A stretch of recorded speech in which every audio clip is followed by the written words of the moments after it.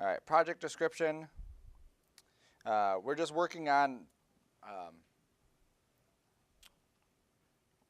lost the word,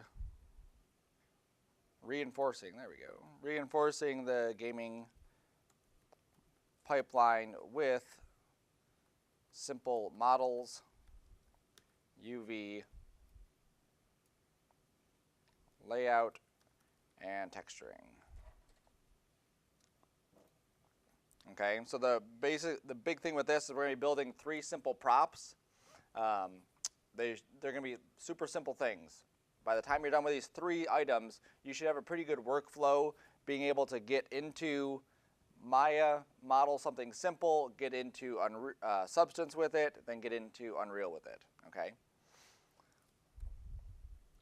So we're going to be modeling 3 items, 3 simple items. Stairs, light, what was the other one? And a crate. Okay. And we're going to UV layout and texture items in Substance.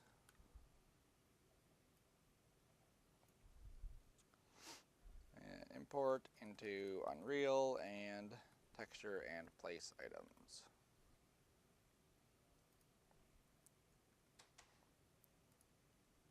Right? Should be pretty simple to do these things. You'll see they're not incredibly complex. The crate already alone sounds simple enough. Yeah, they all are. Stairs and light, I don't know how we're doing light, but. Like a lamppost, light post. Oh, okay. For this one, there's going to be no planning, so ignore the planning section. We will be turning in the project folder, and for this one, we will be turning in everything. And then just like before, you will have a still. We will have 3 separate stills. 1 for each item. And then our resolution will be 1280 by 720.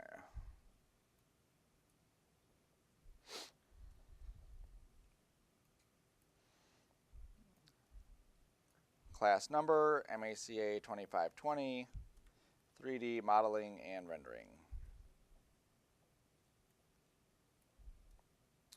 Points possible, 2. Verify, yes, 2.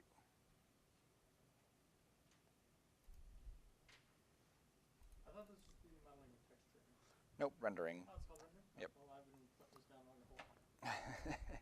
Rendering, texturing is a part of rendering.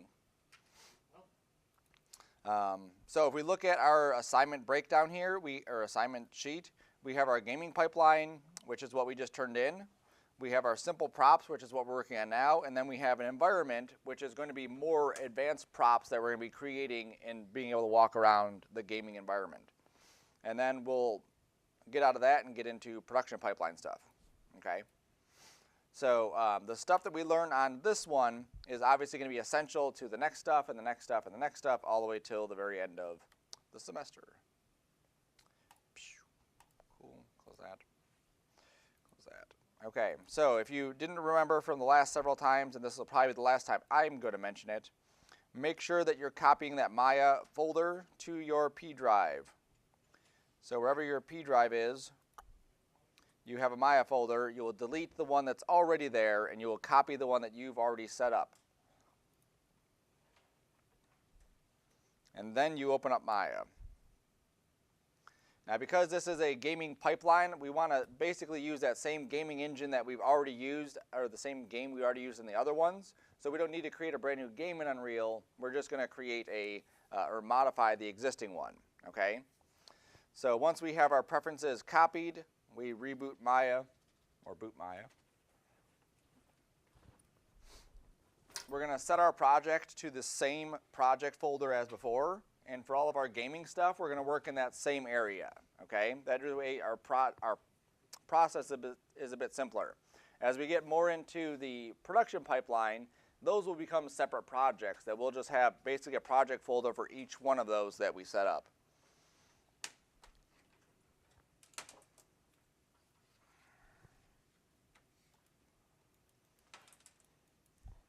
All right, so once you have Maya open, what is my first step?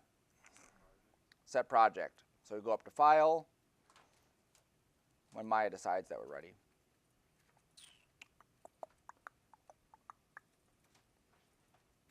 And then we go to Set Project.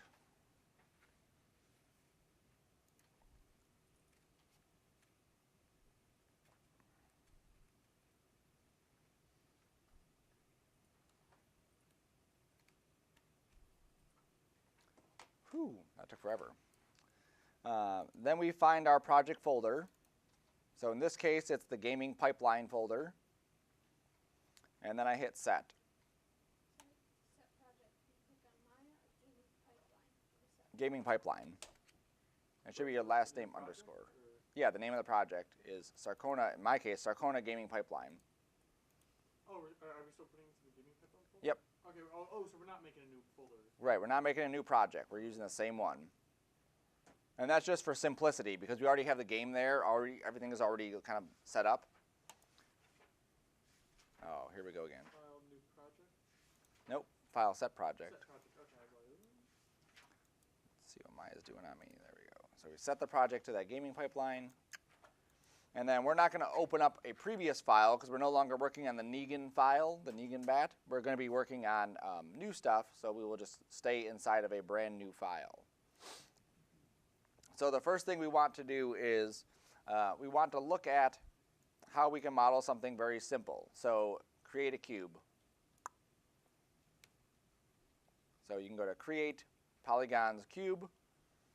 If you have the polygon modeling menu up, some of the kids have been clicking this these days. So you can definitely click that. Ooh, that's a pretty little bar we got here. No. Okay, so we're going to build a crate. Now, depending on the interactivity of my scene for my game, I may want more detail inside the crate or less detail or whatever, okay?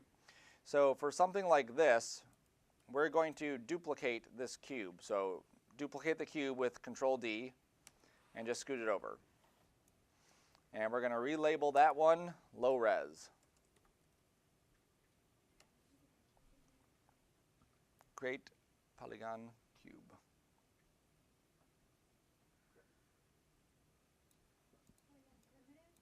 Mm-hmm. How do you copy? Control-D to duplicate. Okay.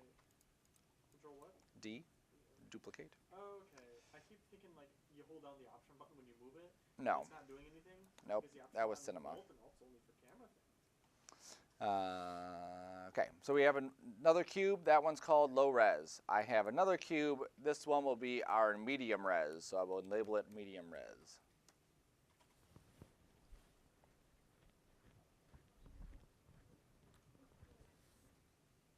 Got it?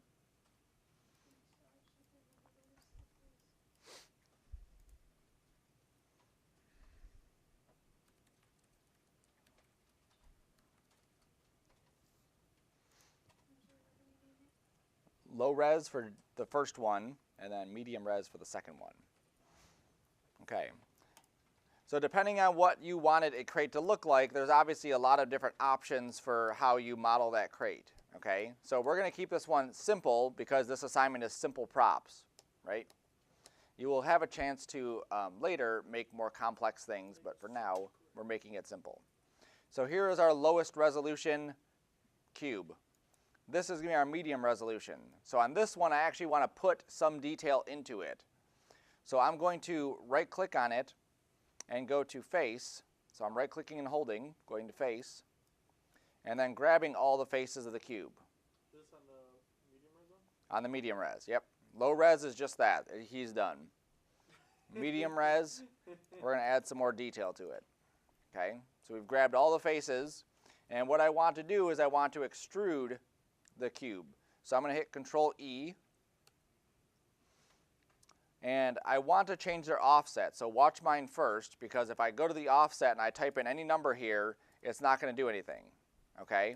Right now, all of those faces, even though I've extruded, are still like stuck on top of each other. So no matter what I type there, they're just stuck. I have to go down to where it says Keep Faces Together, and just click that, and it'll turn it off. And now I can take my offset and put it at, let's say, 0.5. 1 looks like a suitable number, or 0.075 something.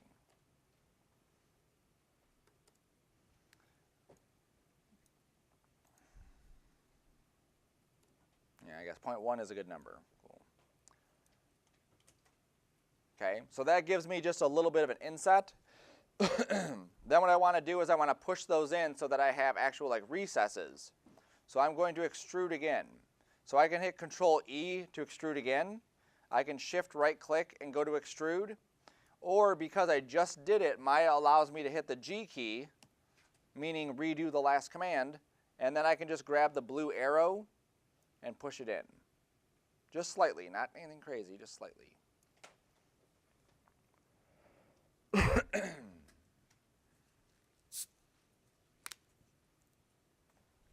Okay, so we should have something that looks similar to this. Now, if you were to build an actual cube in the real world, you probably, or a crate in the real world, you probably wouldn't do it this way. These corners are like mitered. There's not really a reason to miter corners on a crate in the real world, unless it's a fancy crate like this one. How did you extrude that in again? Just hit G and then grab the blue arrow and push it. So typically they're like this. There's a bunch of wood planks, then there's another slat of wood that's just like connecting them. That's how typical crates in the real world are set up. Or there's like metal pieces here, or like this, okay? So again, this is a simple prop, so that's what we're sticking with, as simple as we can make it. All right, so there is our medium res. So let's go right click and go to object mode, and he's done. So now I'm going to duplicate the medium res and scoot him over and call him high res.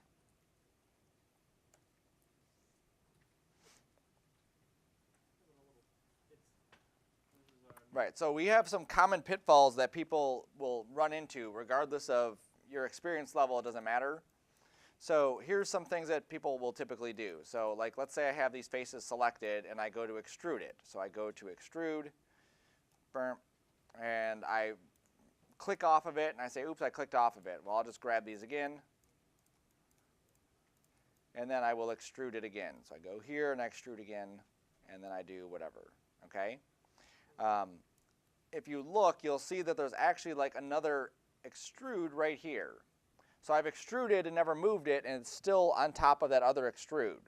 So anytime you extrude something, make sure you've moved it or done something with it, otherwise you'll get weird stuff that happens later on. So be aware of that. When you model stuff, you should always kind of be on the lookout for how many things you've done to it. So for this item, how many extrudes did I do to it? 2. So if I look over here, poly extrude face 1, poly extrude face 2. Okay, on the medium res, that's what I'm seeing. On the high res that we just copied, there's 0 of these things showing up right here. In Maya, when you duplicate something, it doesn't take the history with it. Okay, like in Cinema, if you duplicate it, you'll get all the stuff that created that item. You don't get that inside of here. There's ways to get it, but not by default. Okay, so just be aware that when you extrude, always be watching this, because I'll go over to people's computers, their crate will look like this, and they'll have 75 extrudes there, not knowing why this stuff doesn't work. And sometimes it's easier just to delete something, remodel it, than try to fix it. All right, so our high-res one, we're going to add bevels to it. So I'm going to go to my Edit Mesh, and I'm going to go to Bevel. Oh, cool. Oh, boy. And I'm going to set my fraction to 0.2, and set my segments to 2.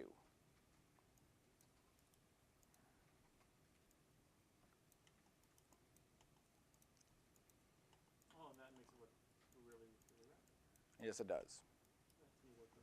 Okay, so now we have obviously a much more high resolution cube right here. We could do even further stuff to this. We could have an ultra resolution cube where we actually modeled in like a plank of wood and model in the grooves of the wood and model, you know, everything, every single thing. When you're dealing with a game, so think of something like, what's a popular game out now? The Witcher. I just been playing a lot of that. Let's pretend it's Call of Duty. Let's say PUBG. Everyone's playing that apparently. I don't know what that is. Let's pretend it's Call of Duty. So in Call of Duty, you have props all over the place, ammo crates, whatever it is. So any item that we modeled like this, we have to consider the fact that there might be thousands of these inside of our area, okay? And there may be interactions where they explode or something. So the lowest resolution we can get by with is always best, but sometimes you need something that has a bit more resolution, and sometimes you need what's called a hero object, which is something that has ultra resolution. This one doesn't have ultra. If this was a actual hero, it would have like all the crate boards built and even nails sticking out and whatever else, okay? But it's a step. So we've modeled our cube, so we should probably save this so we don't lose all of our hard work. So hit Control S. Make sure it goes into your scenes folder. Make sure you've labeled it and call it crate.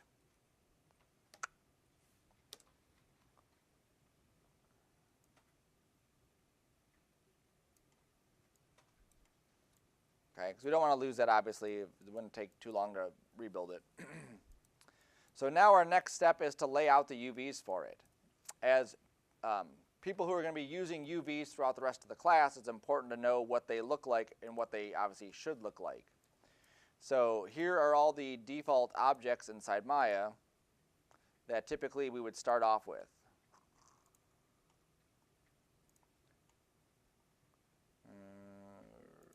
Sure, we'll grab that one. All right. Okay, so here's all the default objects. So let's look at first what a cube looks like. So I'm going to go under UV, and I'm going to say UV editor. So a cube looks like this when the UVs are laid out by default, okay? So I just created a cube. That's what the defaults look like. Now, what were the criteria for laying out UVs? What are the things we want to make sure that they have? Yep, so it fits in the square. What else?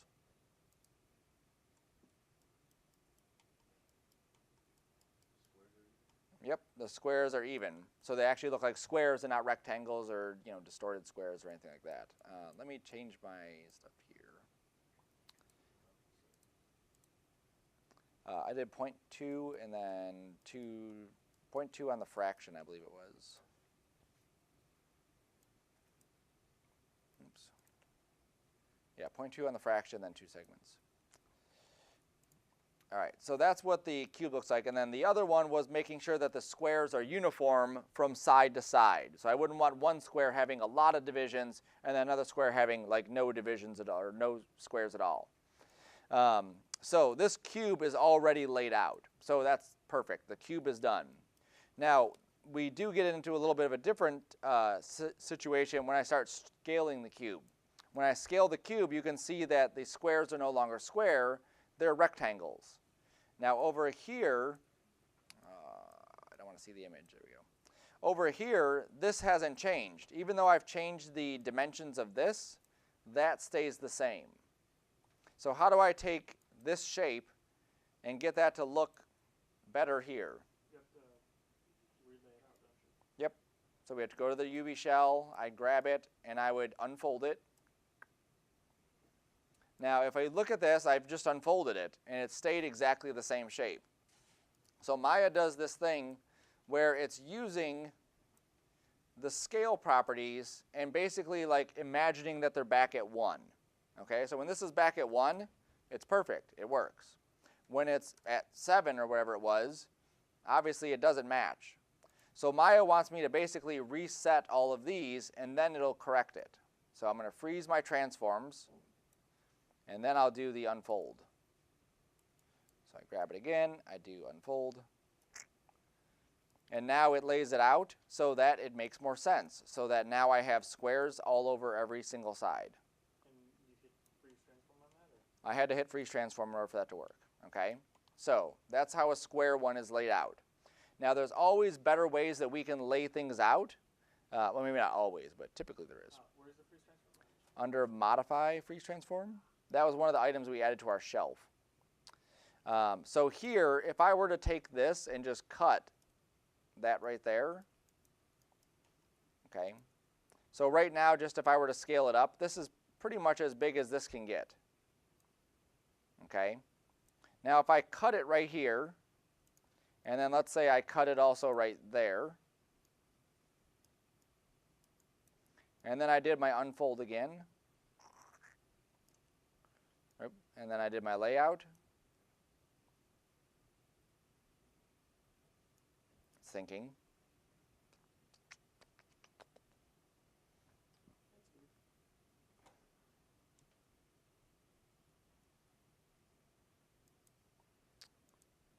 Oh, come on. It should not be freezing up on layout. It should just work. All right. So now it laid it out, and these are just a hair bigger than they were a second ago. Okay. There's a lot more triangles or squares inside here. I could cut this even further right here. I'm going to delete history on all this stuff. There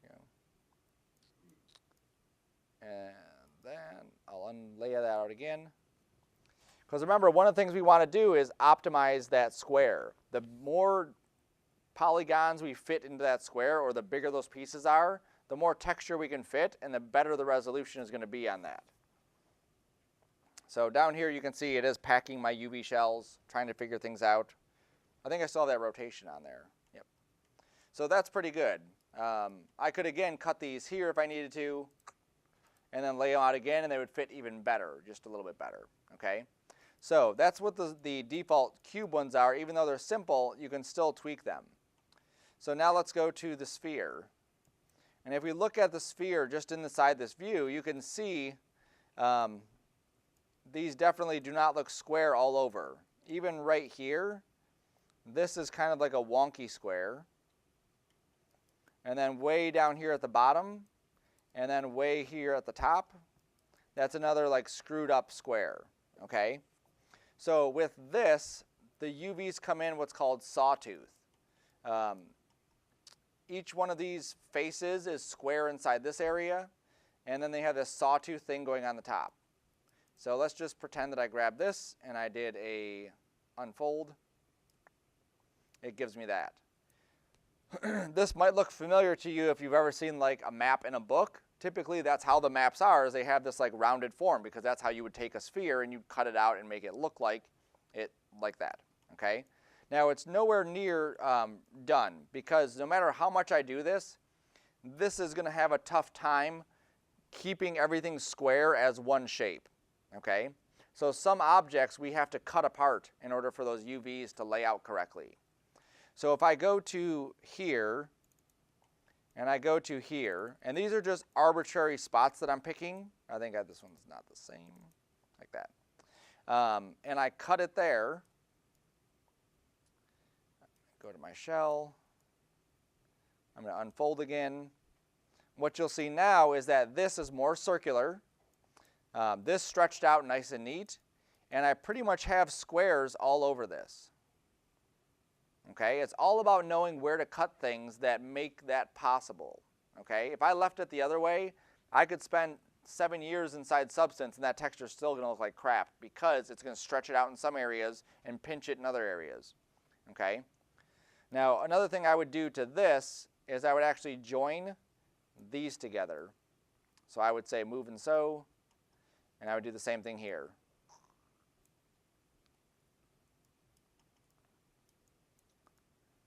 And then unfold. Perfect. You'll see that this is a perfect circle, this is a perfect circle, and then this is our little band. Okay, so that's pretty good, and then I would again lay those out into my square so that they all fit correctly. Now with this, it may make sense for me to take that piece and rotate it upwards so that it fits a different spot than going horizontally.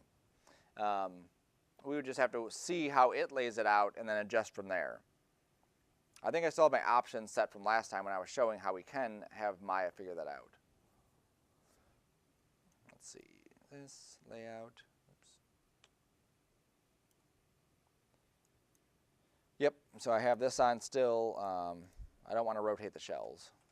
Okay, so I'm going to take this piece and I'm going to rotate it manually. So I can just go to rotate shell and just say rotate, doesn't matter which one, counterclockwise. Okay, so pay attention to the size of these squares. I'm going to relay this out. And what we should see is they get slightly, it's not a huge difference, slightly smaller squares. Okay, Now, I could, if this is my only object, I could decide I'm going to cut it right here. So I'm going to cut that. I'm going to grab these again and then relay it out. And these should get considerably smaller. There they go. And this is filling a lot more room. Okay, so that's, again, a nice way that we can have that set up. Now, I probably wouldn't want to cut this if I'm going to use it as a label. So if I'm going to go into Photoshop, or I'm going to paint something in Substance, and I'm going to be painting over that seam, I probably don't want to cut it up. So I'd be careful about that. But just so you know, we can do that. All right, so there's a sphere. We can just delete that sphere. Here's a cylinder. Now the cylinder's top and the bottom are already laid out. They're like perfect. The part here is not laid out, okay? So if I come over to this, I grab everything, and I go to unfold. There it goes. Now does that look like any shape that we've already seen? Yeah, it looks exactly like the sphere did, except it didn't have the rounded pieces that the sphere did, okay?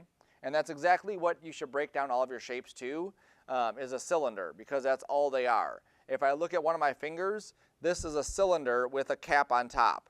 So I would cut the cap off, just like you're seeing it here, and then I would split it down the edge, just like you're seeing here, okay? So if I look, I spin around, oops.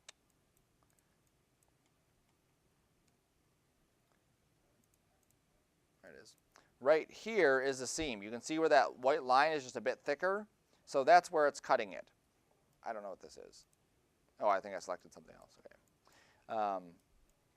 So everything can be broken down into that same thing. If I was looking at my head, I could cut a circle right here and then do the face and then cut a circle at the bottom, and that would be how the head could be laid out. This is still thinking. There we go. Okay, and that's going to lay out very similar to what we just saw before. So delete that. What else do we have in here? My cone. Okay, same thing. You'll see that this is cut along this edge, and then the bottom is laid out pretty good. So let's see if we grab these and we do an unfold, what we get. Okay, so that's pretty good. If I have questions about whether something is or not, I need to go to that checker map, and I need to take this size and increase it. And then sometimes you have to turn it off and turn it back on, or deselect and reselect. What? Or go to display and then turn it off, whatever. So now if I look at this may be even too small. I can see that the squares do hold up pretty much all the way to that tip. Now, if they didn't, what I would do is I would cut it across here. I would go to the opposite side and just cut it again. And then unfold it again. Didn't change it at all. It's like the exact same shape. So that cut didn't do anything because it was already square, right? So that one's all good. And here's this one. Now this one is probably one of the ones that's furthest from looking like it actually does. I'm going to lower this down to 128. Turn that back on, turn that back off. All right, but again, this is exactly a cylinder, but this cylinder is kind of wrapped around itself. So imagine that this is straight. We have a cap here and a cap here. In this case, there is no actual cap, but we still have to cut it somewhere. And then we have a seam going down the middle. So this one should be pretty much laid out. If I just grab it and unfold, there it is. I'm going to take my checker map and make this a bit smaller. And then look at it and see, does this look like it's sufficient? Nope, I probably could do a better job. So I'm going to go to my edges and I'm going to cut it. Now another tool I could use, because what happens here, the reason that some of these spots are not square is because it has to stretch the map out, okay? So under my view, I can say UV distortion. And what this does is it shows me where is the biggest level of stretching happening. It's not the blue or the white areas here, it's the red. That's the danger zones. So if I go to my edges and I double click right here in the middle, right there in the middle, and I go to cut, and then I do my stuff again, unfold.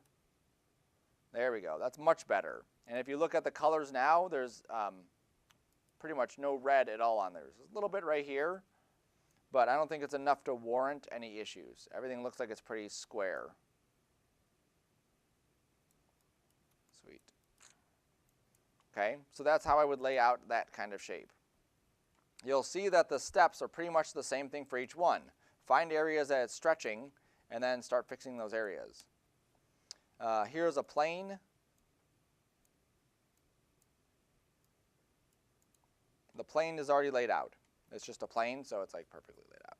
Okay, so nothing we need to worry about with that one. Let's go to this. This is a, not a sphere, it's a P super shape. And the P super shape has all of these different things that you can control or change it to be. So it's not just like the one thing. I can hit random here and create like all these different kinds of shapes from it. But what you'll notice is that the UVs are always the same. So no matter what I hit here, those UVs are looking exactly the same. And when we looked at the stretchiness or the distortion, there's a lot of red in here because it's tearing it up. You can change the kind of UVs. So this is pinched at pole. This is no UVs if you want to start from scratch. Just reset that. Actually, let me go to one of these random ones. Now, if I'm going to lay out the UVs for this one, I want to do the same thing I've always done. I want to basically just break it into pieces. Now, you could grab anywhere. Like I could grab right there and cut it, but I typically want to find somewhere that is a nice spot for a seam. So like along this edge here, that might be a good spot. So I'm going to grab that edge, and I'll grab this edge. And I will cut, and I will UV shell, and I will unfold. If you get this message, just say always fix, and then say fix. All right, so this broke it up into 3 separate pieces, but it's still heavily distorted. So I'm going to go right down the middle here.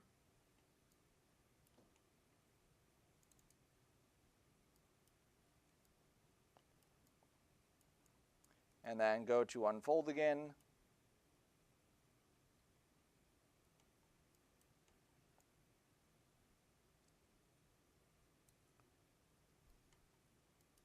And then I'll also go down, let's say, I don't know, this middle here. This is a lot of distortion on this. I've never actually used this shape.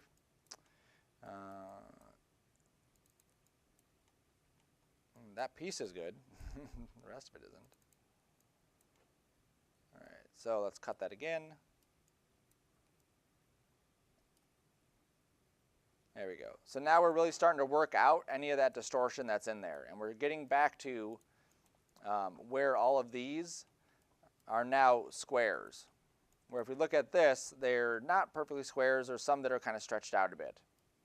Okay, so it's a weird shape to even use for anything. This is a platonic solid. So it has, weird shapes here. But again, the process is the same. Find areas we can cut.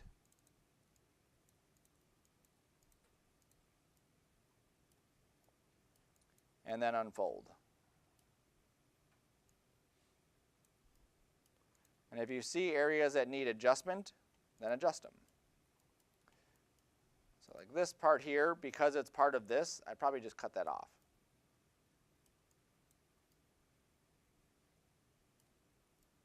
There we go. And then I can go in here to face and grab that face and look at it and see, is that face distorted? No, that doesn't look bad at all. Okay, that's good. All right, so that would be how I would do that piece. All right, so now let's jump over to our shapes, which are the cubes. Okay, so this cube here, open up your UV editor. So go to UV editor.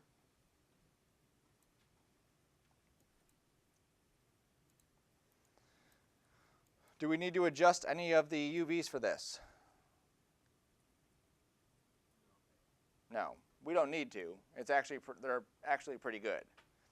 Now we could, there's one thing that we could do to make this just a little bit easier or bigger inside here. If we broke this cube into 2 by 2 by 2 sections, it would actually make our job a bit easier, or the UVs a bit bigger. So, come on, edge, there we go. So I'm going to grab the edges here, here, and here. Okay, so I grabbed the edge for the top cube.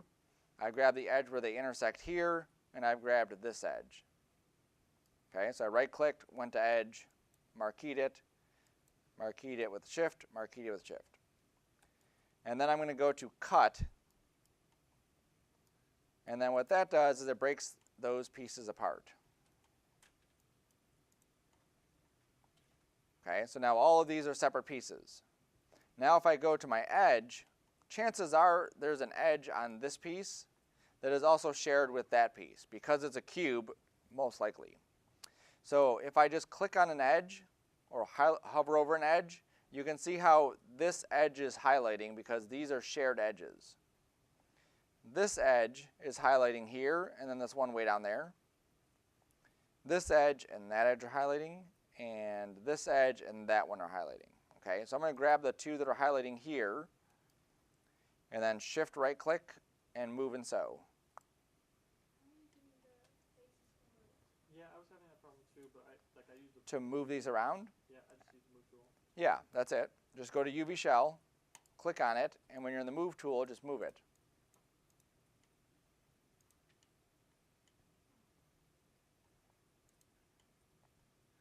Okay, and then find that edge where they shared a piece together. So you go to edge, find that edge, and then you'll move and sew them together.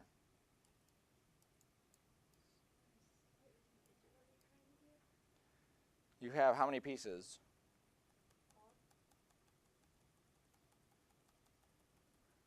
I move that a lot. Like this, right? Okay, so these two pieces here, somehow they need to connect. They don't need to connect, but they should. So if I right-click and go to edge,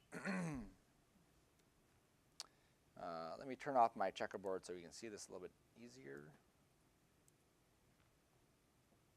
Oh, why that's so white? You have the UV distortion thing on. I still have it on? I thought I turned it off. Apparently not. Oh, thank you.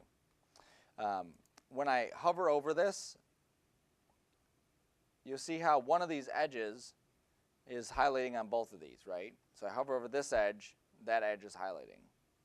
So I want to click that edge, and then hold shift and right click, and say move and sew.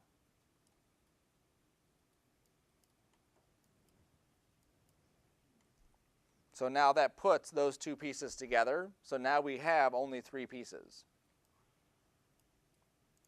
And then what we should get when we do our layout of this are these squares should be just a little bit bigger.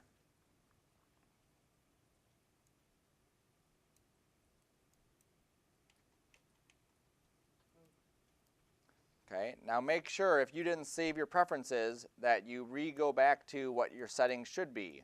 Anytime you do a layout, this should be your preferences. 4096 for packing resolution. The shell pre-scaling is set to preserve 3D ratios. The texture map size is 4096, and then the shell padding and tile padding are both 5. Okay, like I said last time, take a picture with your phone. This is not going to go away. This is something you'll do literally every class you're laying out UVs, which will be lots of them. And this should already be saved in my preferences too. As long as you saved your preferences, that setting should save. Because like, oh, mine's already there. Yeah. Now you'll know too, because if you come into your layout and it doesn't scale them, so let's say that I have these like super tiny like this, and I've turned that off because that's a default, and I apply it, you'll see that, I lied. Yeah. Sometimes it doesn't scale them, but you may see something else is off. Okay. So we should have a border between these, which we do. There's a little border between each one of those. There's also a little border between that and the edge, so those are good. So the UVs for that one are done.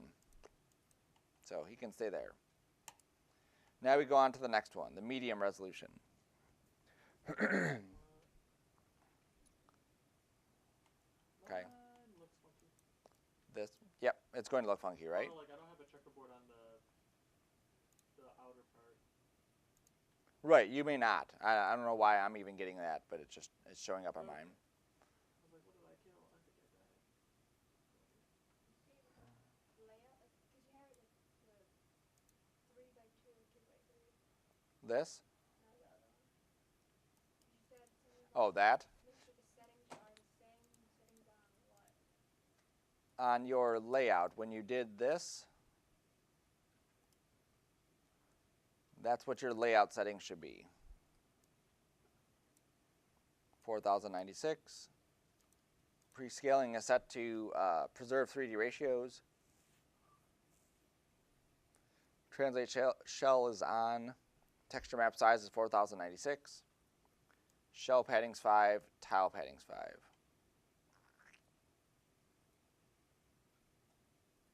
I supposed to do like pre-save? What? Pre-save? Like, supposed to already be there? Right.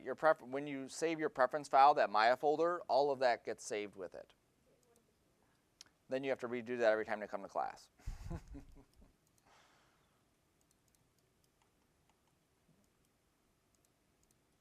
All right, so now looking at this one, the medium res, it's pretty messed up, okay? And the reason for that is because we did other stuff to it. It wasn't just a cube. We extruded inward, and then we also extruded and pushed it in. So this looks pretty like crazy. Now we can try, it never hurts to try it. You can try just doing an unfold and see what you get. I get an error saying nope. Oh, thank God it's not just me. Yeah. Verify, pick that manifold, yes. Yep, so I'm getting an error with that. You get fixed on manifold? Yeah, but it doesn't fix it. Oh, okay, cool. It's not just me. I Yep. thought I messed up. So what I need to do is this basically wants me to like lay out the UVs manually. That's what it's saying. It's saying I can't do this. This is like, not that it's too much information, but my just gets confused. So what I'm going to do is I'm going to grab this entire shape. Okay, you can do it in object mode or you can do it in face mode. It doesn't matter as long as you have the entire shape selected. And then I'm going to go to UV in the very top. Okay, the very top menu. And I'm going to go to automatic option box. And what this is going to do is it's going to reproject all of the UVs. So there's something called a planar map, which projects it like straight in one direction. There's a cylinder map, which projects it in a cylinder shape. There's a sphere map, which projects it like a sphere. This is going to project it from 6 different planes. So anything facing one direction gets one plane. Anything facing another direction will get another one. Anything facing another direction will get another one. So the default settings are typically fine. So we can just hit project. And then you'll see all the stuff that we get inside here. Okay? So this is all of those pieces laid out. Now for this one, we can go through and start to sew some of these pieces together. So let's look at what we can sew together. So if I'm going to grab just these so I can separate them so we can see it better. If I grabbed all of these edges here, all of the edges connect to something else. Okay, so I can't just like grab everything and sew it because then we'll be back in the same situation we were a second ago. What I know about this is that because of where these edges are, and these are edges that are right here. So when we extrude it down, that's that face. Okay? So what I'm going to do is I'm going to grab one of the edges on top. I see that its partner is like right here, and I'm going to move and sew it. I'm going to go to the next one. I'm going to move and sew that. So just grab edges and... Yep, just those top short edges. Now eventually you'll realize that you can just hit the G key. And we also don't want them to be joined up into 4s. So if I click this one and merge it, that's too long. Because when that one comes down here, wait, let me see. Nope, that'll actually be fine. Yep, we can go 4. Cool. So just moving and sewing. So 4 is going to be the longest it's going to have to be anyway because there's only 4 faces together in the actual model. So I'm just grabbing those short edges and doing that. the sides of those instead and move and sew them into Into here. Yeah. I could, except for the fact that if I did, because of where this is, they wouldn't work. Okay? So, What is? watch, I'll show you. I'm going to take these, and I'm going to cut them, and then I will sew these edges together. So these all should fit in the same spot. Oops, not those ones, these ones. Okay, so this should fit right here. Oh. See how they're overlapping? Right. So then if I tried to then sew these edges again, what would happen is that they wouldn't be able to unfold correctly. Now, you were on the right track though, because I could also grab the other side of this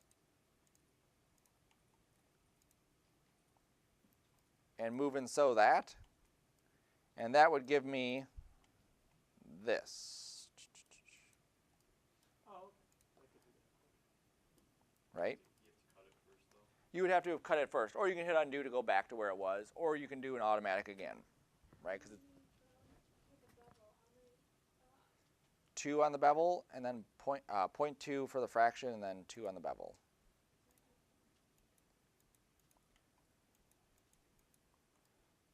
Okay, so if I cut these, I could then grab, actually I can do this. I'm just going to grab all of these, like this, and then cut them. Yep. And then I can move and sew that as well.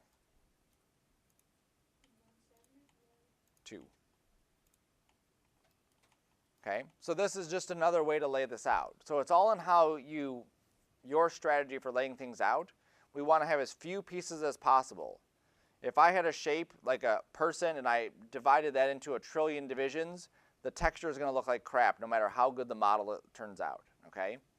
So this looks pretty, that looks pretty good too. The straight lines would have worked too.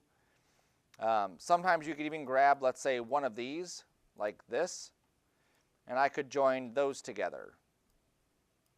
Okay, in this case we don't need to, but again, we could look at it and say, okay, well they're already, next to each other anyway, so maybe I can start attaching these pieces together.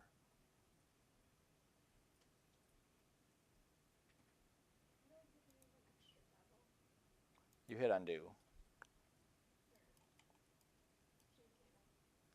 Nope, you can't just delete it.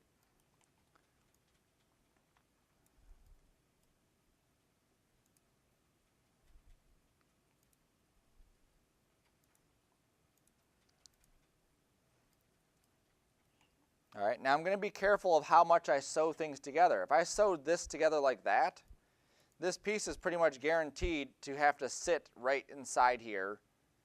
And because it's already overlapping, I know I'm going to have to scale this down, or Maya's going to scale that down for me. So everything's going to get a bit smaller. So it's something just to kind of consider. I think this being 3, this being 3, and then these being these pieces, that works out too.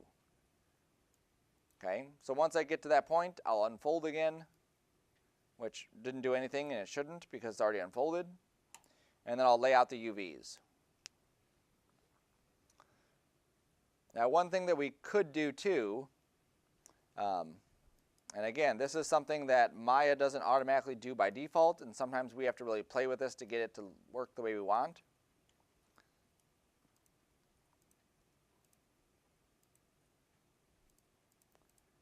Okay, so I cut that piece again. Let's see if Maya will do it. Nope, it didn't. Okay, so I'm going to go and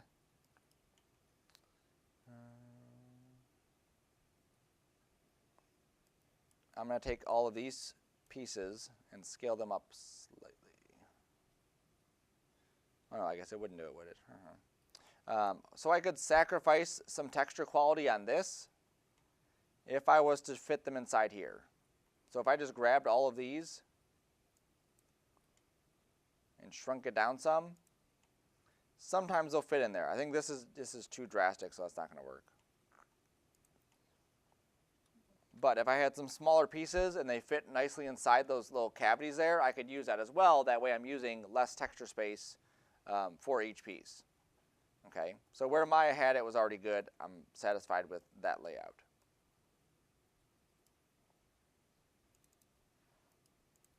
Okay, so the medium res one is done. Yeah, my cubes are going into like some weird triangle shape when I try to. When you're merging.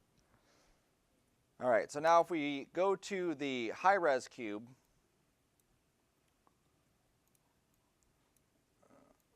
move that aside. We can again try doing the unfold. Most likely we're going to get a similar error or, you know, something kind of wonky like that.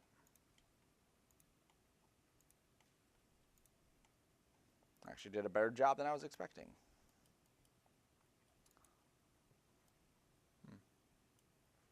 But what we're going to find on here is we may get some areas where it just still doesn't look good.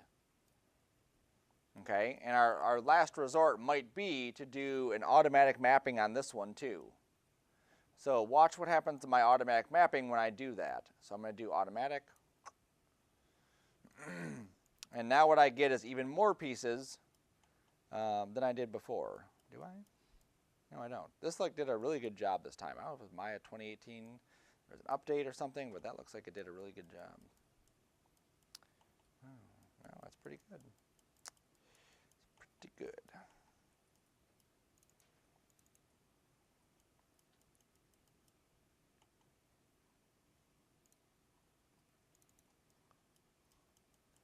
Yeah. So I just did an unfold on it, and it worked. So surprisingly, it's amazing. And then I also did an automatic, and that came out pretty good as well. So let me hit undo. Back. There you go. Okay, so this is where we started off. So I grabbed the shell. I did unfold. And then I did layout. Is this the high res? Yep, this is the high res one.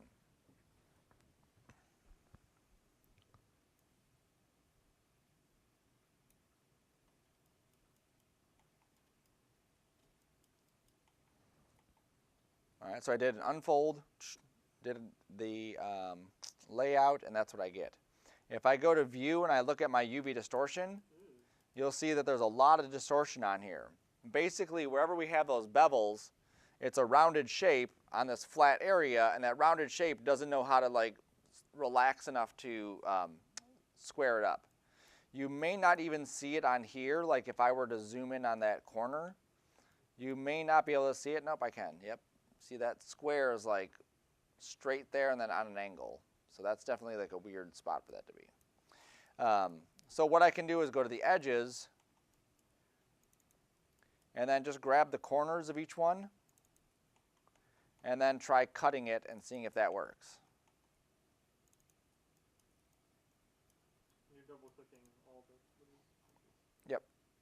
And then I'll do another unfold. Yep, that turned out much better. Okay, so any of the faces here that have that weird corner, I'm just double clicking that edge. Make sure you shift double click the next edge and shift double click the next edge and so on. And then cutting. And then unfolding.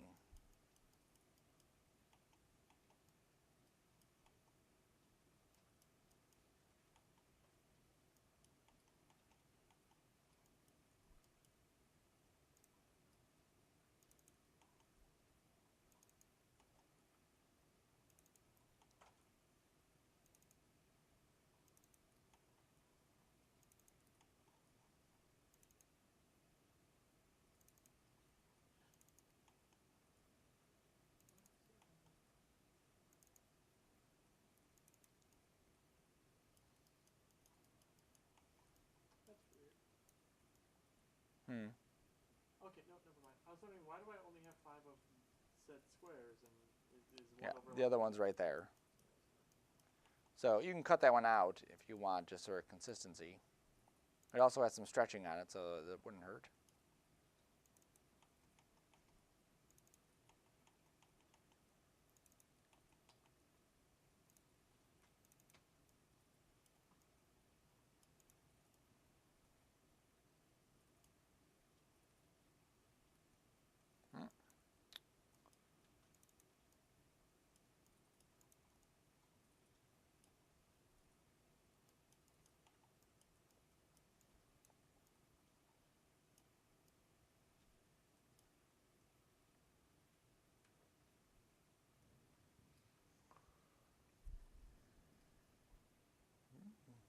All right, so initially when you do this, your pieces are all like mangled like this. You could go through and try to manually rotate them, but that's a lot of work. So if you just go to your UV shell and you grab all the pieces, then you shift right click, there's a thing called orient shells. And what that's going to do is it's going to orient the shells.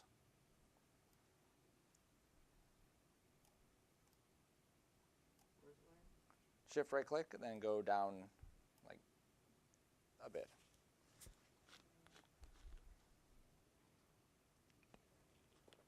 Am I supposed to be in faces or am I supposed to be in Shells. Oh. You have all the shells selected. And then you go right there. Oh, you can shove it. There we go. Okay, now obviously that matters because if Maya rotated this one, just as a for instance, it rotated that one and then we tried to do a layout, Maya would keep that one exactly like that and then try to stack everything else inside there. Most likely it's going to have to scale everything down in order to fit everything inside that shell with that one rotated. We will see in a second. Yep, so it scaled everything down slightly so that that fits. Okay, so we want everything to be nice and neat. Cool. All right, so we have low res, medium res, and high res.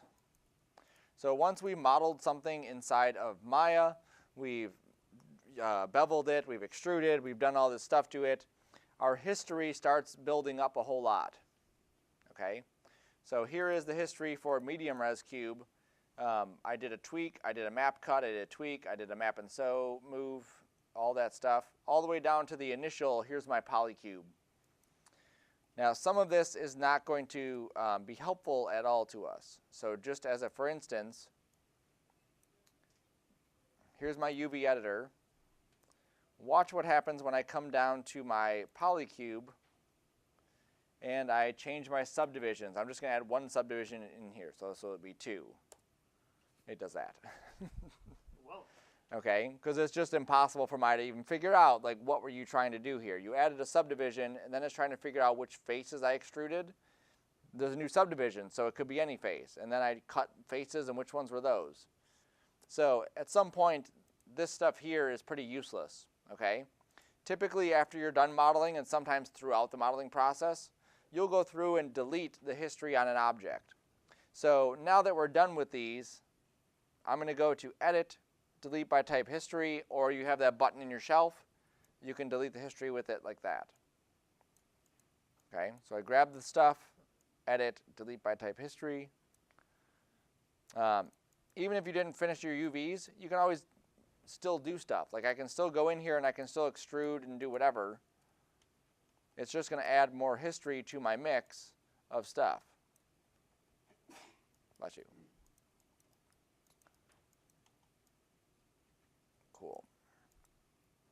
So now let's export these out. So I'm going to go to my low res and export that out. I'm going to call it low res crate. I'll go to the medium res and call it medium res crate. I'll go to the high res and you got it. Selection.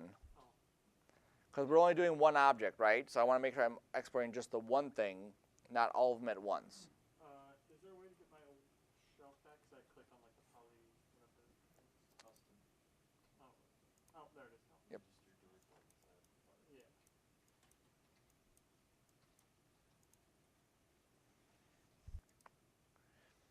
Yeah. And this is going to go into Unreal, so we'll make sure we click Unreal. Our mesh will hit select and we'll grab the low res crate. Just new. Yep. And then Unreal, select the low res crate. Say export individual. Selection. And then for our document resolution, like I said before, we can just keep it at 2048 and then up it later. So hit OK.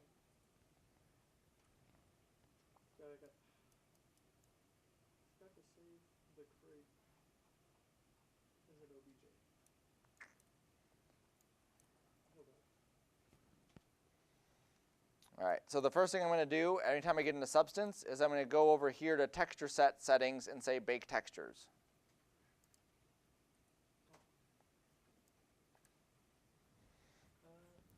Mine exported all. Okay. Because you clicked Export All, Oh. not Export Selection. Am I supposed to? Oh, right. All right, so we went to that Bake Textures. We're going to go to Use Poly Mesh as High Poly Mesh.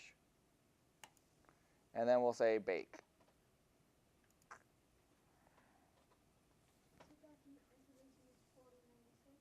2048.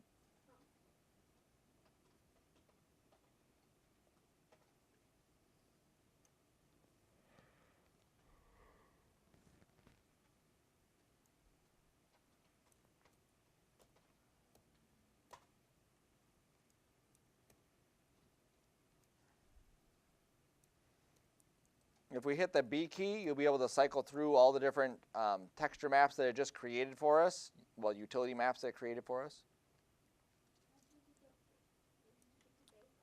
Right there. We're just doing low res.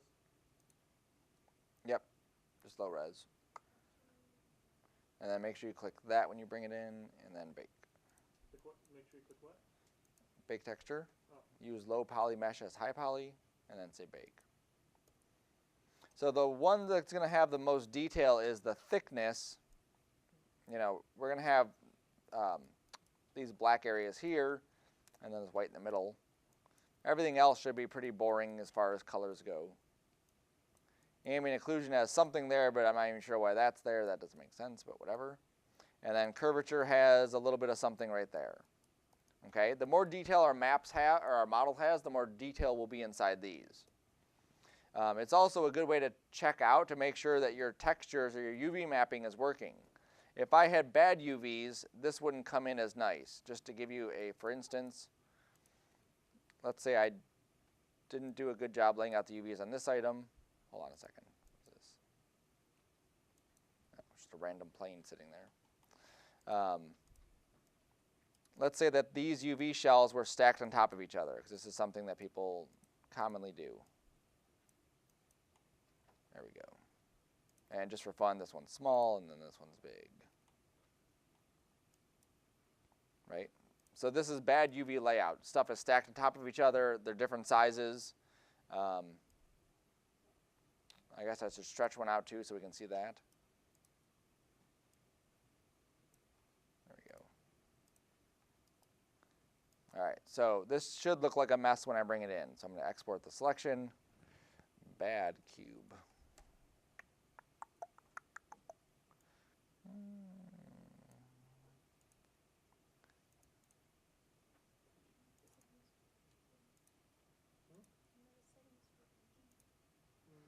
So I'm just going to hit that, use low poly mesh, and then say bake. And so what we should see here is that this is going to give us some pretty jacked up maps because the UVs are all on top of each other. It's writing out UVs for each one of these. So when I hit B, that one's fine because it's just nothing. This one, look at that. That doesn't look like what you guys have. It's modern art is what it is. There's the ID tag. Look, it's all stretched out there. There's the ambient occlusion. Here's the curvature, and for some reason there's like curvature like in the middle of this. And then there's position, again like jacked up, and then there's thickness. Okay? Now, that you may ignore it and say, oh well, you know, those are messed up, who cares? Watch what happens when I drop something like, where's that yellow one? That one. Oh no, I'll grab wood because that'll be an obvious one. I'll grab the wood and drop that on here. So if we look at the wood texture, you'll see that it's like, okay, well that doesn't look like it's too bad.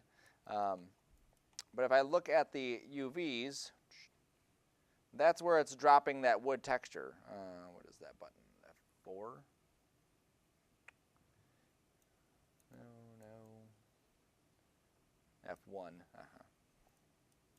Okay, so it doesn't look like it's too bad. So then I'm going to go here and I'm going to try to paint something. So I'm going to grab a brush. And I'm just going to draw a line here. And look at the texture here, how stretched out that S is in order for it to look decent there. And then I'll go to, oh, what's this? Okay, because my UVs are on top of each other, that texture is now tiling with other pieces. So let me just drag another, that's number 8. Okay, that one looks like it's fine. I don't see that anywhere else. I'm going to go over the seam here. Oh, there's another piece of that. There's another piece of that. Right, and this actually like stretched out. Like I barely touched that and it went crazy. So this is why we need nice UVs laid out, because otherwise this just doesn't work, okay? Especially when we're trying to get something very unique on here. It just becomes a huge mess because stuff is painted everywhere else.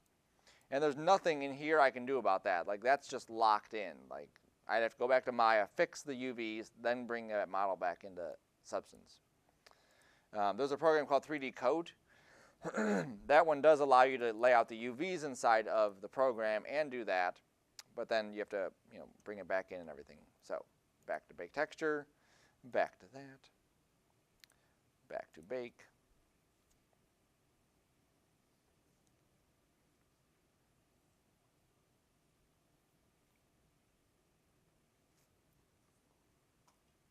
And there we go.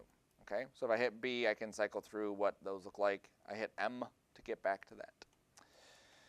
All right, so we're going to drop a wood material on here. So go to your Smart Materials, find a wood texture, and drop it on there. The middle wood chest one looks like it seems like an appropriate color at least.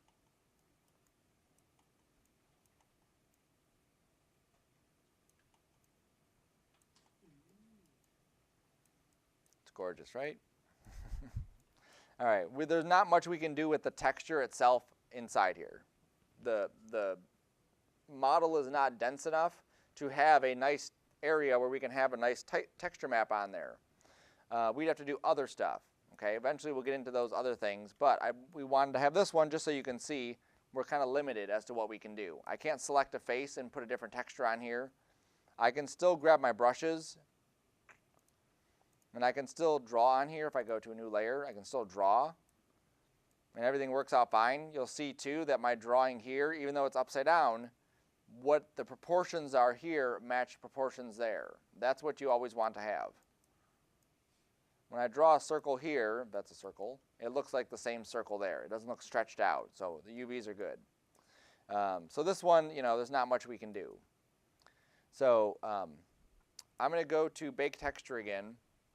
Now, instead of choosing this Use Low Poly Mesh as High Poly Mesh, I'm going to uncheck that.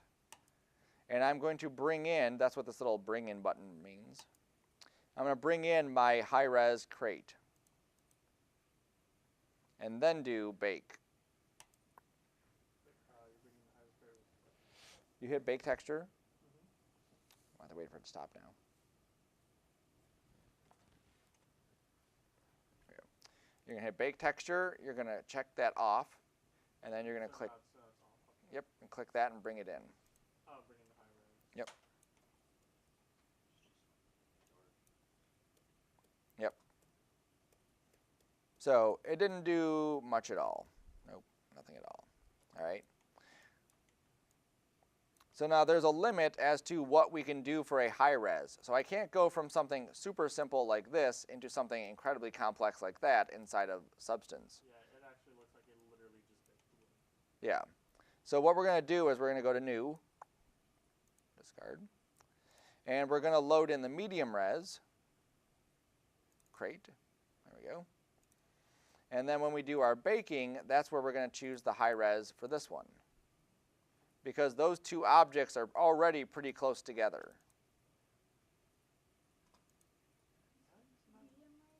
Yep, so when you go to File New, pick the medium res. When you do bake, find the high. Oh, there it is. Okay. So am I discarding this one then? Yep.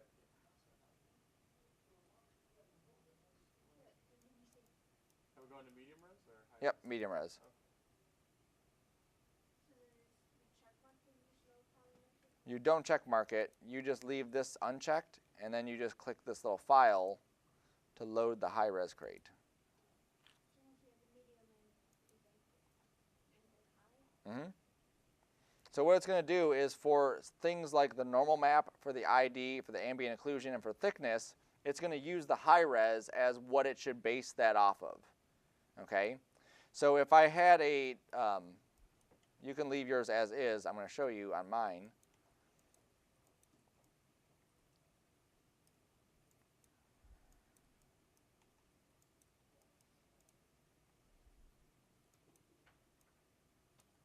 Okay, so I just add a little indent into mine. And then I'm going to export that one out again.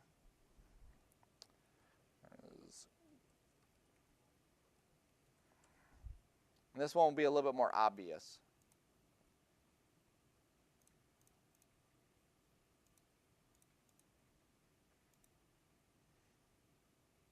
What we should see is that little indent should be like a little texture piece inside of this. So if I spin around now somewhere, oops, let me switch to my normal, so that might be easier to see.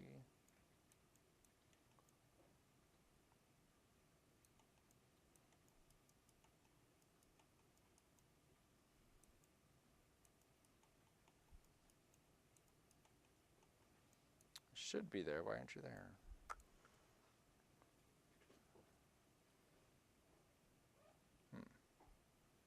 All right, let me drop a wood texture on here and see if that pops it in. What it should be doing is giving us just a little bit of an indent right in that area. It does not appear to be doing that. I'll have to check it out. That looks like it might even be just a bug of why it's not working.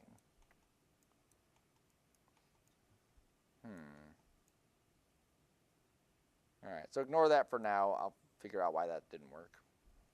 But what should be happening is our medium res crate should have this like little indentation of an like a little indent on it. It won't be an actual model part, but it will be a part of the texture. So it's not working. I don't know why it's not working. It should have worked. I'll figure that out. Oops. Okay. So we're going to use this low res crate for the moment. So what we want to do, I'm going to hit F2 to get out of that. F3 to get out of that. We want to change the direction of the wood. So if we look at this, you'll see that the wood here is going up and down. And then the wood here is also going up and down. And that doesn't make sense because, like I said, the wood would be going horizontally for that. So we can do this several different ways. One way is that we just drop this material back on it again. So we have two of them, this one and that one. And then on this top one, I can just do a black mask. And then start masking in those areas that I want. Now it's going to be difficult for me to see if I start masking this in, just like we did before. And I'm going to go to faces here. Oops, faces. Of what's actually happening. Like, what have I actually changed? I can't see it because those two textures are exactly the same. So what I want to do before I put that mask on is I want to actually rotate this texture 90 degrees so that the wood grain goes the other way. So it would be great if there was just an option right here, but there's not. So you have to, again, go through these and look at where this is at, and you'll find a UV rotation, and you just rotate it 90 degrees. Okay, so I grabbed it here, rotated the UV. I'm going to go to the wood fibers. There's nothing.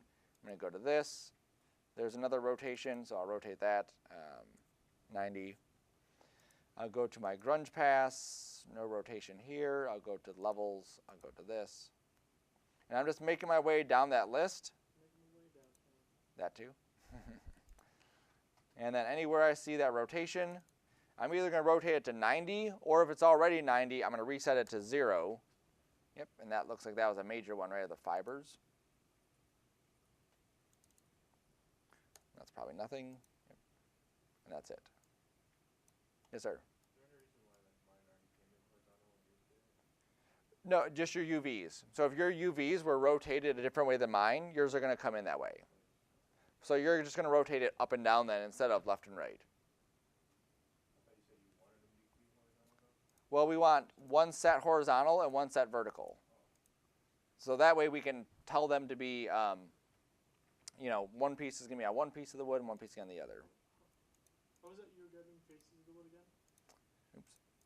We put that black mask on. Mm-hmm. We go to this little dude, and then we make sure we're on this. That's triangle fill, which is the faces. So I can say I want, oops, put it in the wrong spot. This is my black mask. There it is. So then I can say I want this one to be horizontal. Oops, not the triangle, sorry, the square.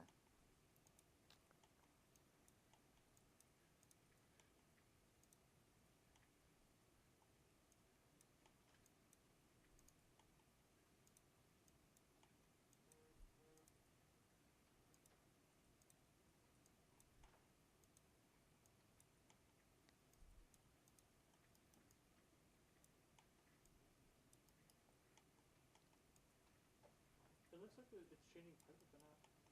Seems weird.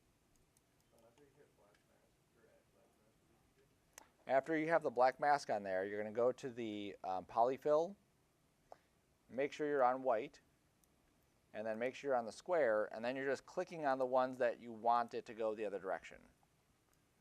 Okay, so if I look at it here, You mean on white though? what is that? What do you mean on white? This color, you want that to be white, because that's where you're filling the mask in. So any ones I want to swap the direction, I'm just going to click on those faces. Polygon fill. Mm-hmm. Polygon fill, go to the white here, go to the square.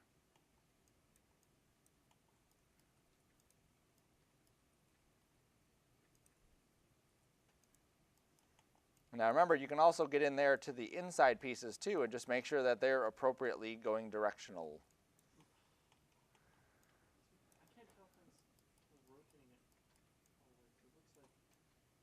It looks like it is, but it's like little spots of like dirt and stuff. It doesn't. Well, remember, there's more than one spot, right? Yeah.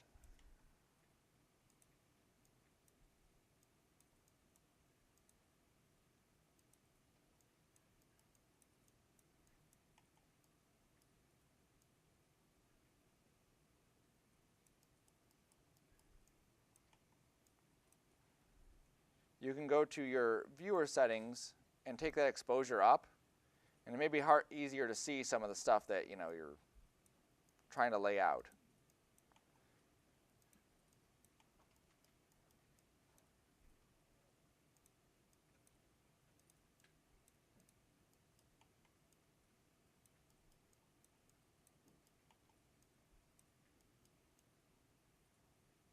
That looks pretty good.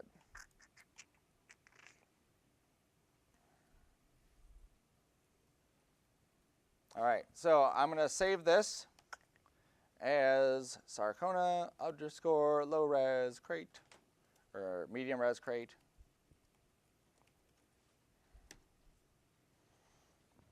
And we save it under what folder?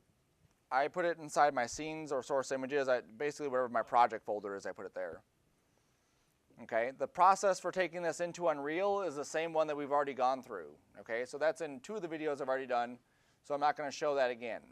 All right, so that process is going to be the same. We're going to jump back to Maya after we're done and model another prop item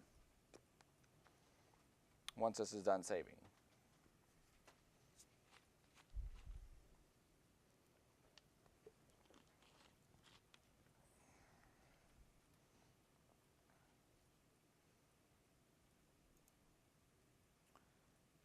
What are you doing? All right, well, everything's thinking, apparently. I'll just let everything think. Just so you can see some of the stuff I was talking about under the brushes,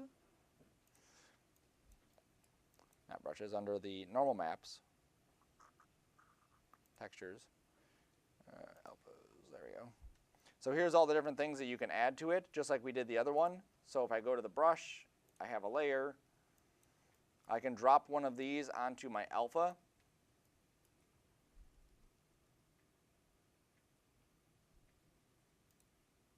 And then there it is. And then, like what you were saying, Chris, can you add a bump map to that or anything? I can go to that height map And now that item looks like it's kind of bumped out from there. Or I go the other way on this height map, and now it's like recessed. But what's cool, they have all of these, like here's a handprint. Let's make it red. Let's not have any bump to it because that would be kind of weird. And now there's like a bloody handprint on top of that. It's cool. And then you can even go like, you know, on angles with your stuff. Doesn't always work out perfect, but you can. There's a whole bunch of things down here. There's hard surface things. This is where the normal maps are.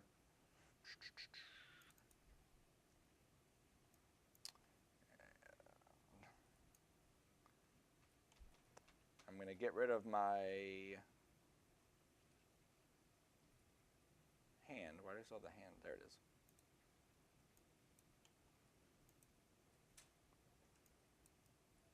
And then there's that item that I just punched in. If I get rid of the color and I get rid of the roughness and the metal,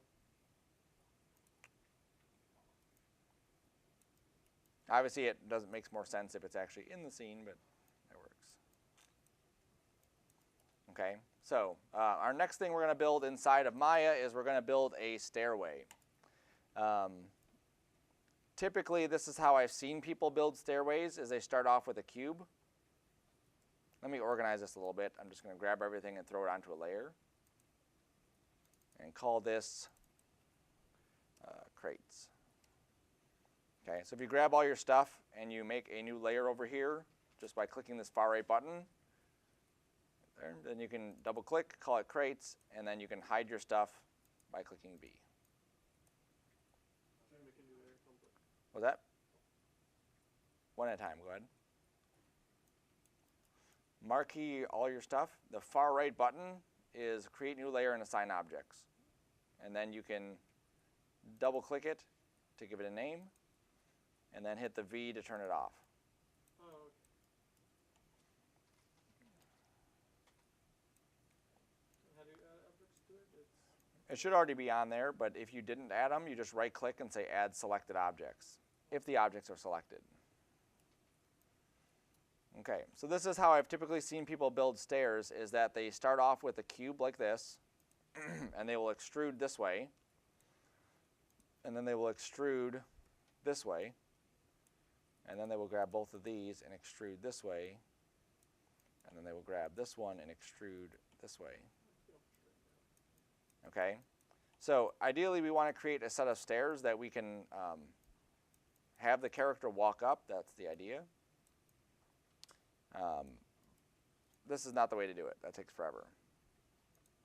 So remember I said that Unreal is a real-time or real scale to centimeters. That's what it looks at. So if I look for stair heights, there's actually a ratio of how high something is typically to stairs. I believe it's like 7 inches to 11. Yeah, I believe that's what it is.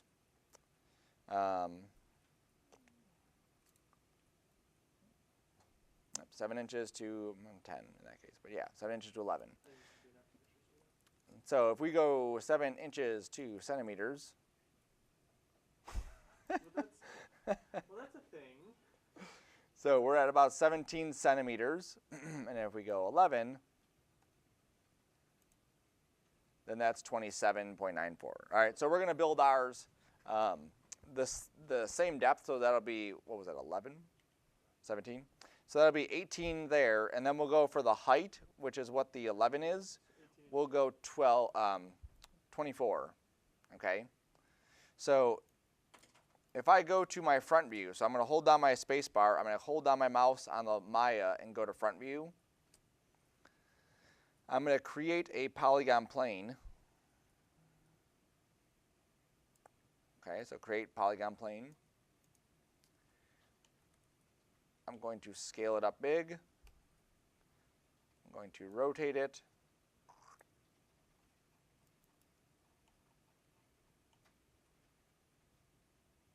And make sure you rotate it exactly 90 degrees. In my case, it was the X direction, so I rotate in X.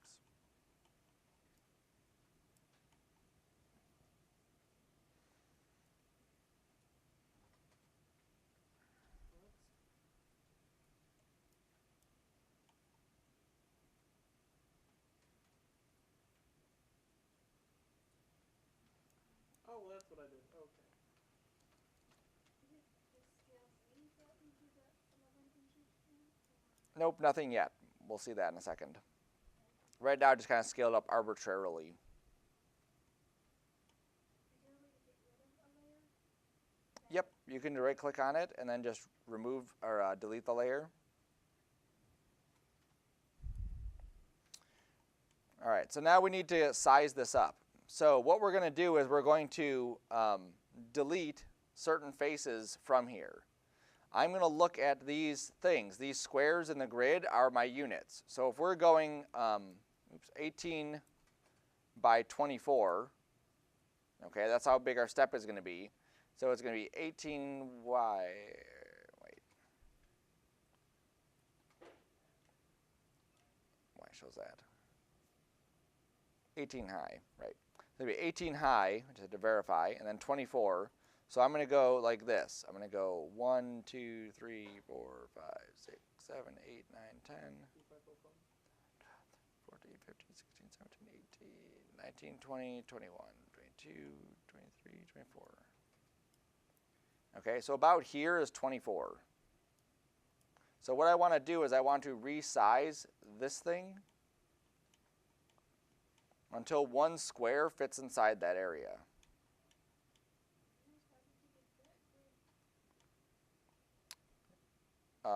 The grid should be on, but if it's not, this button here.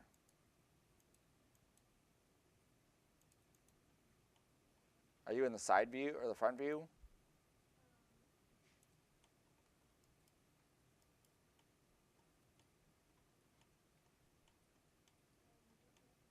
You don't know. Let's make this a little bit simpler. This is like way too many grid units.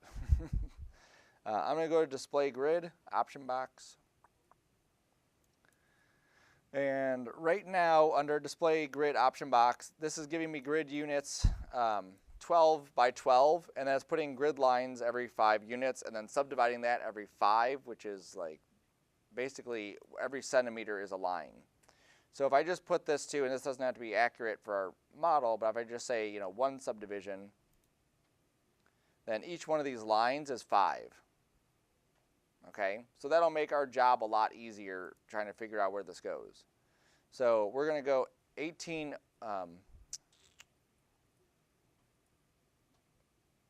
24 this way, that's right. So I'm going to go 1, 5, 10, 15, 25. Okay, see, I went too far.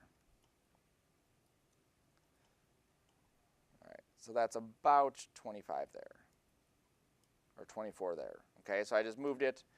So it's right before that line. Yes, ma'am. What we can do is, here's what happens, is I scale it, right? I scale this up and then I have to move it. And I scale it up and then I have to move it again. And that's like a huge hassle. If I move my pivot down to this corner here, I'm able to scale and move right from that corner, and that makes my job a lot easier, okay? So in Maya, to move your pivot, you hold down the D key. Come on, there it goes. And then if we want to snap it to this corner here, I hold down the V key. Okay, so hold down D and V. Don't touch the pivot at all, just middle mouse button, click and drag until it snaps to that corner. And then let go. Okay, so V is our snapping to points.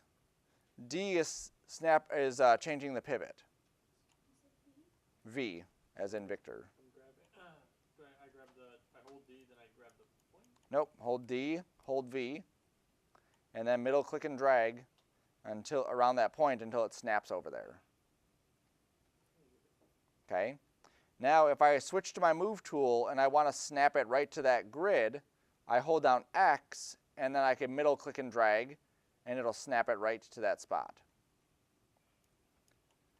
So this will make your job obviously a lot easier to be able to scale this and get it in the right size, okay?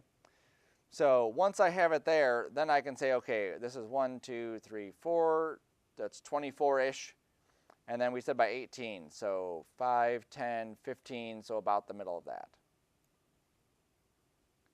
Okay, so about there.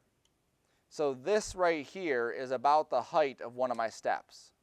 It's about 24 wide, and it's about 18 high. A step really doesn't have, if we look at like a museum or you looked at some fancier places, their steps are not traditionally just the standard size. These are like house stairs. So we could go even deeper with this if we wanted to, okay? So I'm going to push this maybe even a bit further so that my steps are actually a little bit deeper steps, right? So my character, as he's walking up the steps, will have more of like a step up to each one of these pieces. And I'm also going to bring it down just a little bit, okay? So I'm actually closer to 15, and I'm actually closer to 5, 10, 15, 35.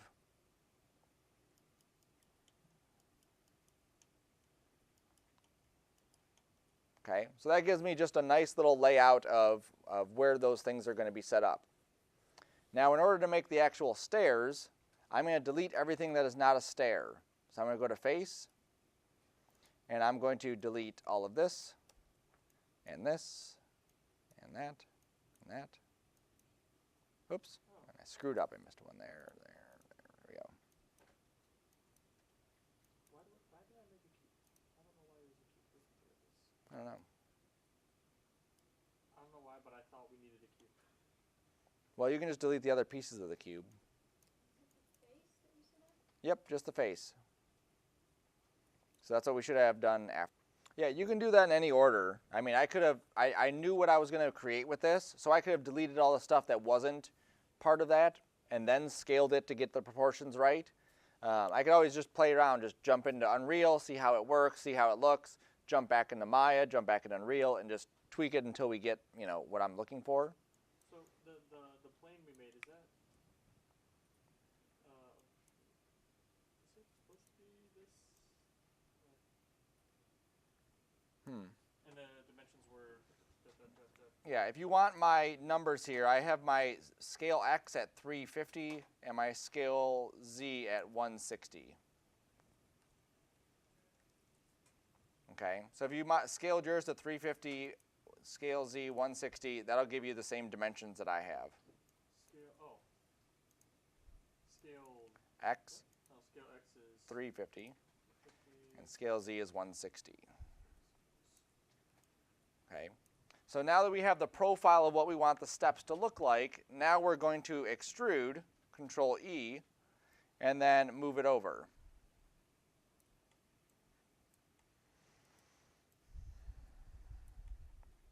Okay, so I grab that blue arrow and just pull it over, and that gives me my stairs. Did you change the view, or were you kind of still No, I'm in perspective now.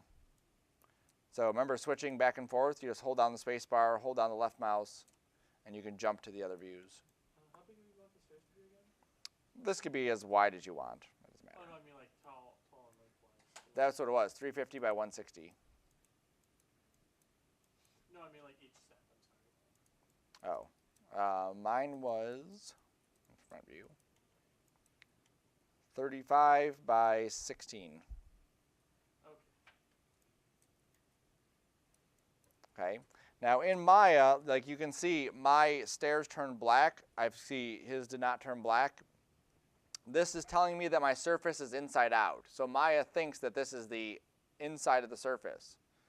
So if yours turned black, you would go to Mesh Display and you would say reverse. And that would flip the normals, making the outside the inside and vice versa. Mm-hmm.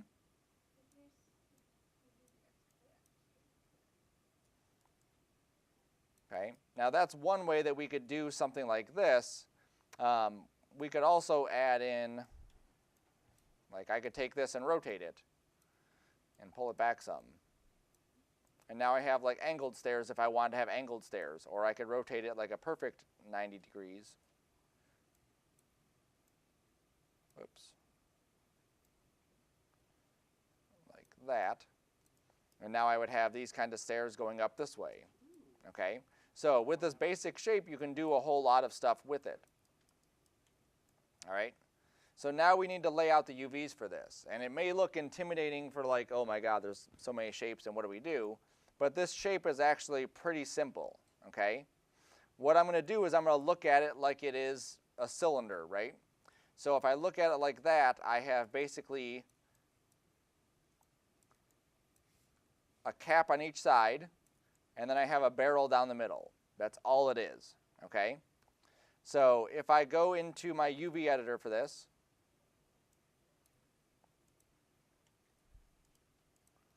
Maya's going to try to keep everything together. If I try and unfold, it's probably going to freak out. Yep, see it freaked out. Doesn't know what to do. So I'm going to go to UV and do an automatic mapping.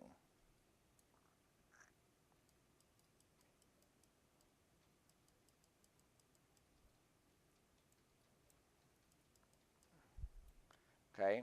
Now if we look at the automatic mapping, you can see that this definitely looks messed up. Okay. So any guesses as to why these are so tiny, but then those pieces are so big?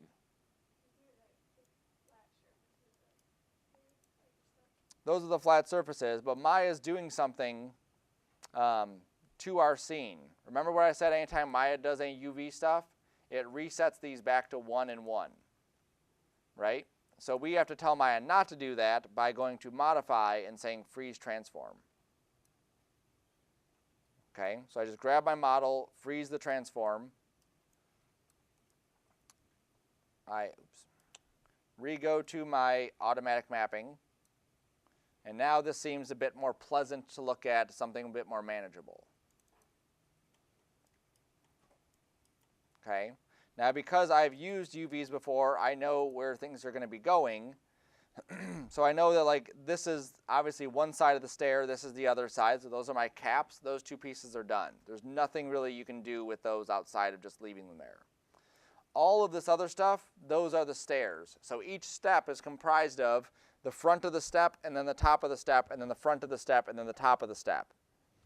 This chunk down here is most likely the bottom. That, I don't know, oh, that's probably the back. Okay, so this is the bottom, this is the back, and then all of these are the individual stairs going up to the top. So what I can do is go to the edges, and I can just grab straight across all of these edges. Okay. And what that's doing is it's selecting all of these edges right here. If I find it easier, I can select edges here or I can select edges here. It doesn't matter to Maya. Edges are edges. So I can grab them here to make my job a little bit easier. Okay? So I'm going to grab all the edges in this view, and then I'm going to deselect one edge. Okay, so I just shift-click this back edge. And the reason I did that is because we have a cylinder, it has to have some break in it somewhere. So I have to pick somewhere out of the way. That back edge is perfect, so I'm going to do that.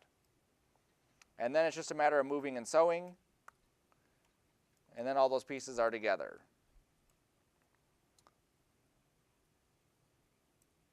And then we can go back into here. I can go back to, unfold. It shouldn't have any do anything. I can go to layout.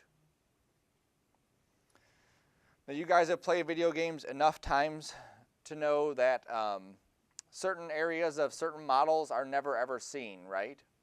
I don't know what you're talking about. I've never played a video game in my life. So what parts of this model do you think we'll never see? The bottom. The bottom, right? The bottom and likely the back, too. Yep. So if we put this up against something, which most likely we are, we will never see the back and we will never see the bottom of this. So right now, they're just taking up space inside here.